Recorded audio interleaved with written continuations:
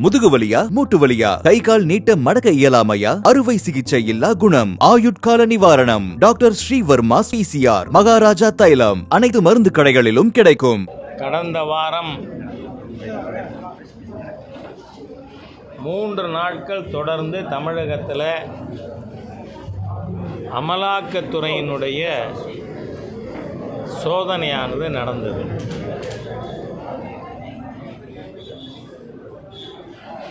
பொருளாதார ரீதியாக தவறு செய்தவர்களுக்கு எதிராக அமலாக்கத்துறை நடவடிக்கை எடுப்பது என்பது சகஜம்தான். ஆனால் தமிழகத்தில் நடந்திருப்பது ரொம்ப புதுசு.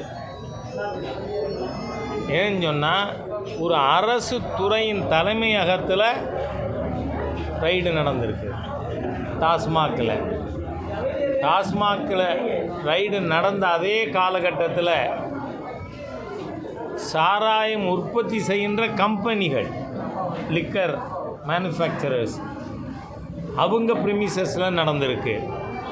அது மட்டும் இல்லை, இந்த சாராய அமைச்சர் செந்தில் பாலாஜி அவர் கிட்டத்தட்ட 1.25 ஆண்டுகள் சிறையில் இருந்தார், 470 நாளுக்கு மேலே.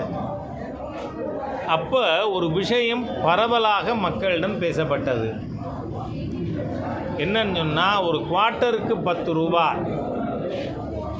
ஃபுல்லுக்கு 40 ரூபா அப்படின்னு அதிகப்படியாக மக்களிடம் வசூலிக்கப்பட்டதுன்னு. இது வசூலித்தது யார் என்று பரவலாக ஊடகங்களில் பேசப்பட்டது. தி கரூர் கேங். நீங்கள் பார்த்தீங்கன்னா, அந்த கரூர் கேங் அலுவலகத்திலையும் ரைடு நடந்திருக்கு.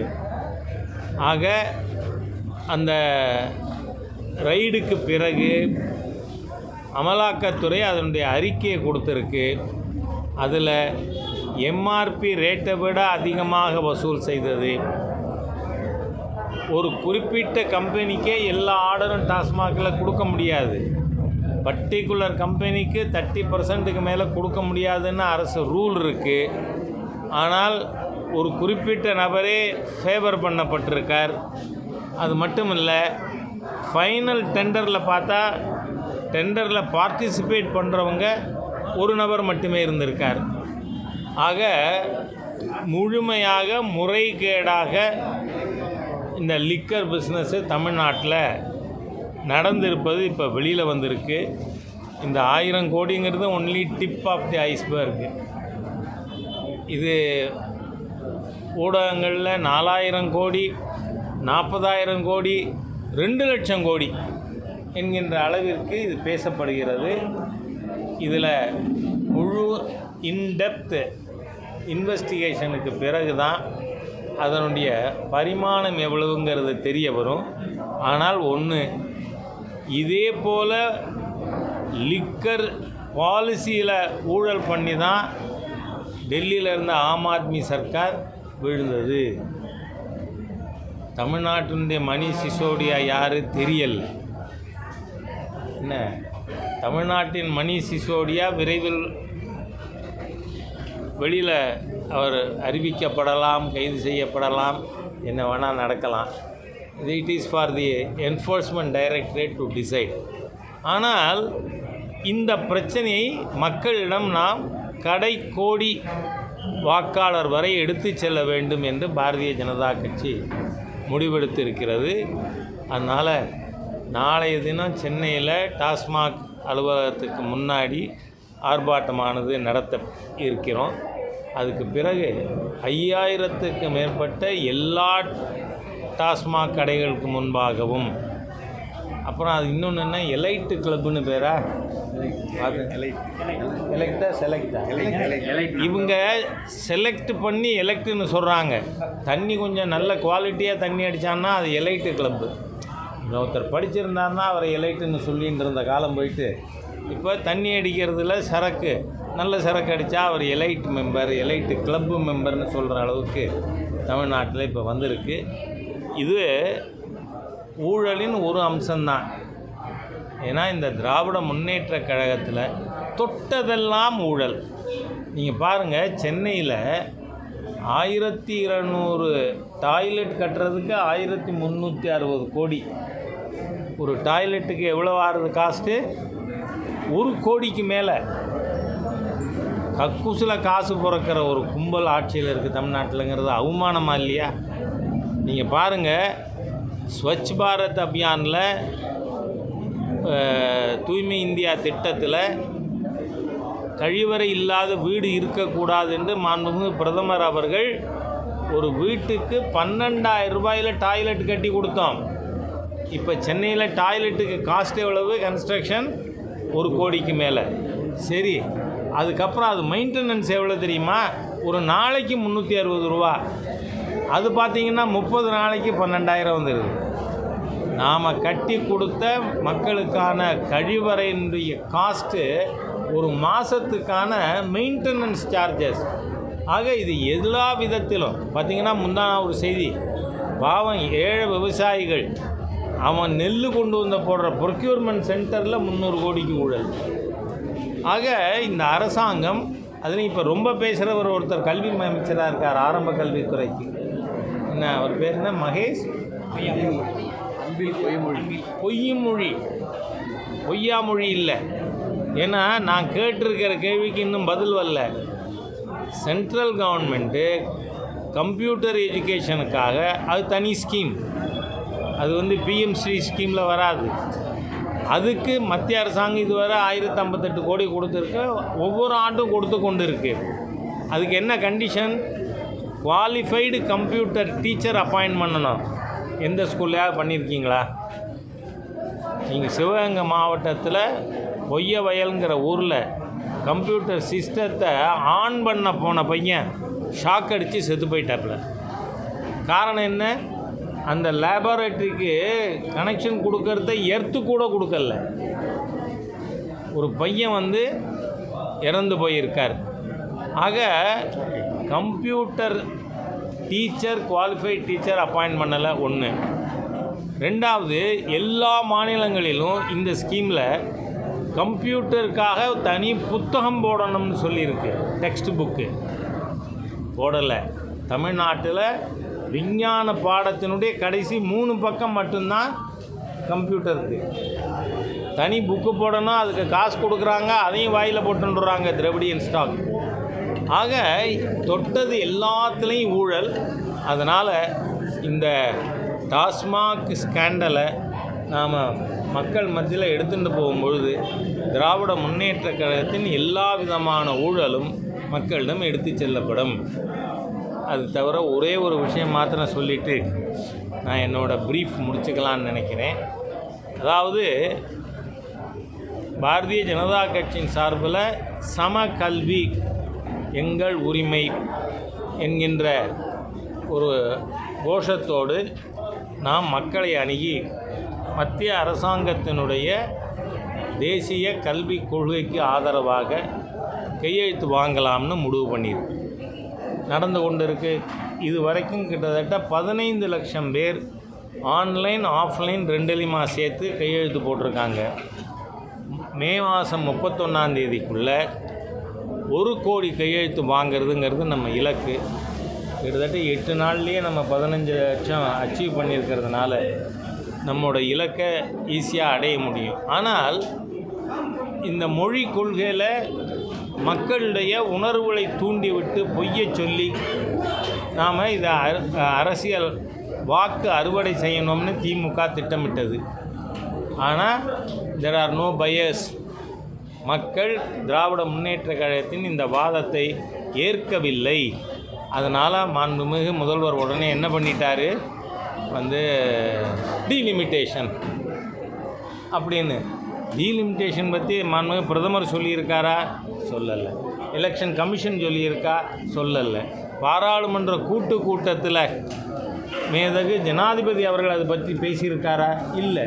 அப்புறம் எங்கேருந்து வந்தது டீலிமிட்டேஷன்? டீலிமிட்டேஷன் கொண்டு வரணுன்னா பார்லிமெண்ட்டில் பில் பாஸ் பண்ணணும், அதனுடைய மாடலிட்டிஸ் பற்றி டிஸ்கஸ் பண்ணணும்.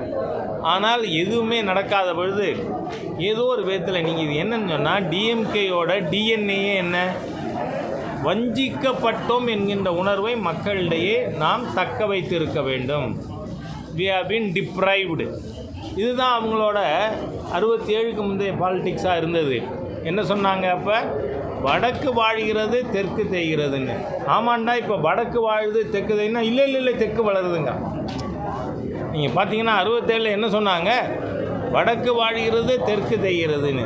அதாவது நம்ம ஏதோ ஒரு விதத்தில் வஞ்சிக்கப்பட்டதான உணர்வை மக்களிடையே நாம் அதை உயிர்ப்போடு வைத்திருக்க வேண்டும் என்கின்ற ஒரு தீய எண்ணத்தோடு இந்த திராவிட முன்னேற்ற கழக அரசு செயல்பட்டு கொண்டு இருக்கிறது.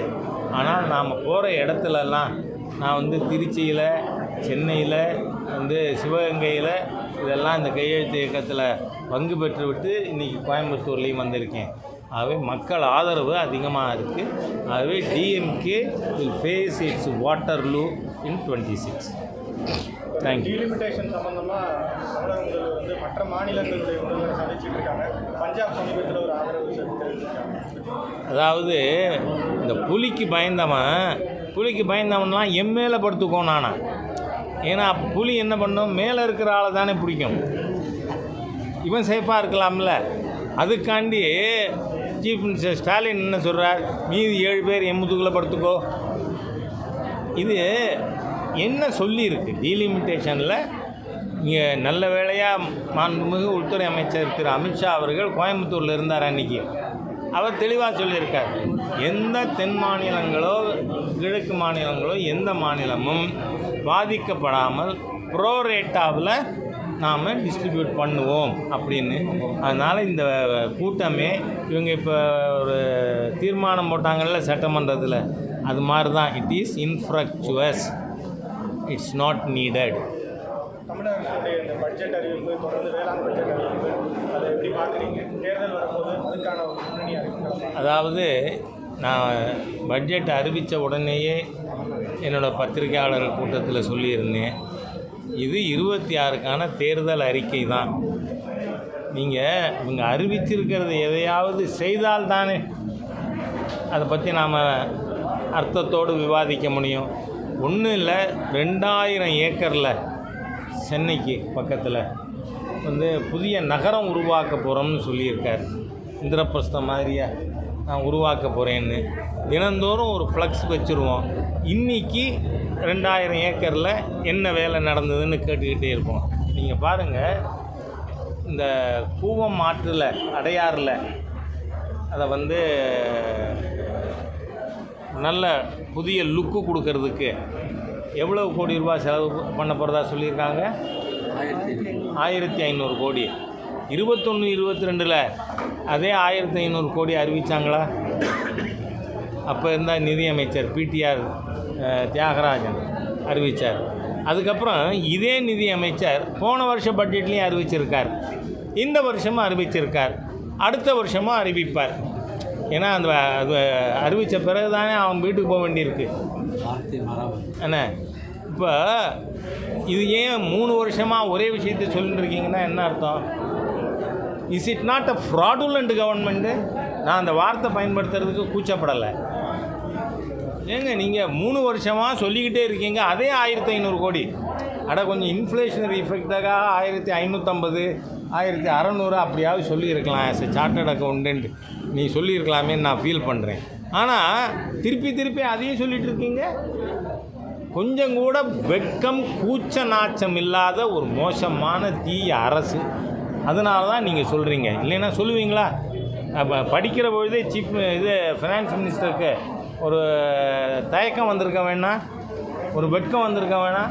இல்லையே, படிக்கிறார். அதனால் இந்த பட்ஜெட்டே 26 தேர்தலுக்கான தேர்தல் அறிக்கை. அதோடு மட்டும் இல்லை, இவர்கள் ஆட்சிக்கு வந்தப்போ 21 மார்ச் 31 தமிழகத்தினுடைய மொத்த கடன் 4,33,000 கோடி. இப்போ 31/3/26 எவ்வளவு இருக்கும்னு சொல்லியிருக்காங்க? 9,29,000 கோடியே, 29,600 கோடி. அப்போ 125% கடன் கூடியிருக்கு. அப்படின்னா நீங்கள் என்ன பண்ணியிருக்கீங்க? கடன் வாங்கி கறி சமைச்சு சாப்பிட்டுக்கிட்டு இருக்கீங்க, அவ்வளவுதான். ஆகவே தமிழகத்தினுடைய நிதி ரீதியிலான மரண வாக்குமூலம் கொடுத்துருக்கார் இந்த பட்ஜெட்டில். நன்றி. டெல்லி போலவே தமிழகத்திலையும் மீண்டும் செந்தில் பாலாஜி முதல்வர்கள் இந்த டாஸ்மாக் விவரத்தில் அரெஸ்டாக வாய்ப்பு நினைக்கிறீங்களா? நான் என்ன சொல்கிறேன், it is for the enforcement directorate and the court to decide. நாங்கள் இவ்வளவு நாட்கள் இவருக்கு சிறைச்சேதம் பண்ணுங்க மன்னராட்சியா இல்லை, ஜனநாயக அரசு. அதனால் அது நீதிமன்றமாக அமலாக்கத்துறையும் அதை பார்ப்பாங்க. ஆனால் நம்மளுக்கே ஒரு அசஸ்மெண்ட்டு, இந்த அமலாக்கத்துறையினுடைய அறிக்கையின் அடிப்படையில் பார்ப்போமேயானால் இது திராவிட முன்னேற்றக் கழக அரசின் சபப்பெட்டியில் அடிக்கப்படுகின்ற கடைசி ஆணியாக இருக்க வாய்ப்புள்ளது அப்படின்னு நினைக்கிறேன். நன்றி. சிறந்த பிரதமர் மோடி தான் செங்கோட்டையன் உண்மையை பேசியிருக்கார். பாஜக கூட அவர் ஏடிஎம்கேல தானே இருக்கார். அதிலே நிறைய கிளாஸ் போயிட்டு இருக்கு. இப்போ அவர் நான் பேசக்கூடாது. நான் இன்னொரு கட்சியினுடைய உள் விவகாரத்தில் நான் எந்த கருத்தும் சொல்லக்கூடாது. ஆனால் அவர் சொன்ன மாண்புமிகு பிரதமர் பற்றி அவர் சொன்ன கருத்து நல்ல கருத்து, வரவேற்கத்தக்க. தேங்க்யூ.